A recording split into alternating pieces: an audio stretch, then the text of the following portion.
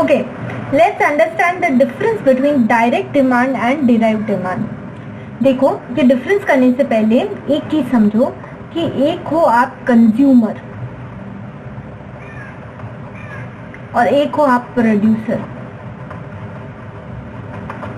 ठीक है, as a consumer सोचो कि आप क्या क्या चीजें मांगोगे। As a consumer household goods की चीजें मांगोगे जो कि डायरेक्टली आपकी वांट सेटिस्फाई करती हो, जैसे कि फॉर एग्जांपल चिप्स पैकेट मांगोगे, खरीदा, खाया, एज अ कंज्यूमर खत्म किया। As a producer chips packet मांगोगे नहीं, मशीन मांगोगे जिससे वो चिप्स बन सके, फिर जिससे वो प्रोसेस हो, जिससे पैकेजिंग हो। तो यहाँ पर वांट कैसी लग रही है आपकी? डायरेक्ट लग रही है। सो इधर क्योंकि कंज्यूमर ले रहे हैं इसलिए डायरेक्ट वांट है ऑफ चिप्स, खाया खत्म किया, कपड़ा खरीदा पहना खत्म। प्रोड्यूसर क्या कर रहा है? प्रोड्यूसर की डिमांड कैसी होती है? देखो, प्रोड्यूसर इनडायरेक्टली चीजें मांगता है, जैसे कि मशीन मांगी, उस मशीन से वो कंज्यूमर आइटम्स बनाएगा और मार्केट में बेचेगा, बराबर है। सो डायरेक्ट डिमांड कौन कर रहा है? आपका consumer. Direct demand is done by the consumer. Derived demand कौन कर रहा है?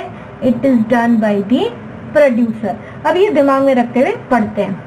Demand for consumer goods is direct because it satisfied wants directly, जैसे कि चिप्स का पैकेट। सो डायरेक्ट डिमांड कौन करेगा? हमेशा कंज्यूमर। ये मैं आपको समझा रही हूँ, साथ साथ याद करते चलो इसको। That consumer will do the direct demand.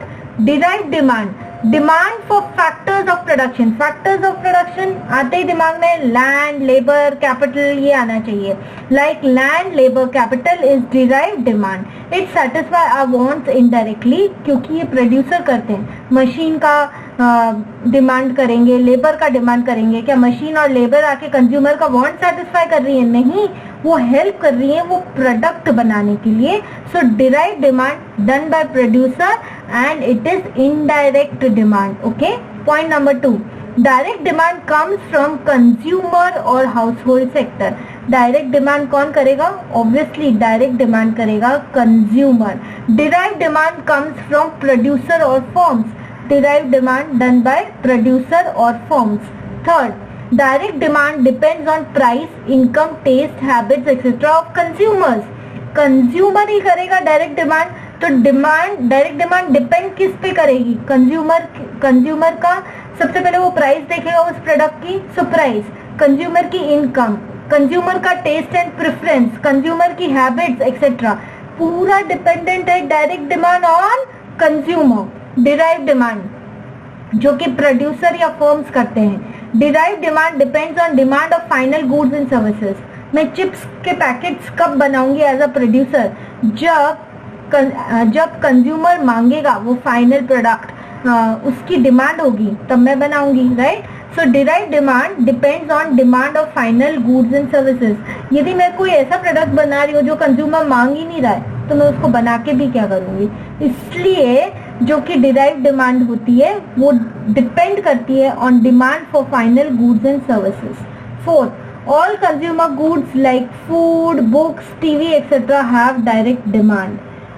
खाना direct demand, books direct demand, TV consumer जाता है, देखता, टीवी खरीदता है, घर में लाता है और देखता है। सो इन सब की क्या होती है? Direct demand.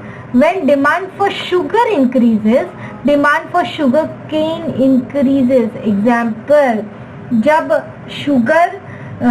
शक्कर जो रेडी चीज है उसकी डिमांड बढ़ी तो, और प्रोड्यूसर का काम है शक्कर बनाना, तो वो किसकी डिमांड इंक्रीज करेगा? शुगर केन की, जिससे शक्कर बनती है।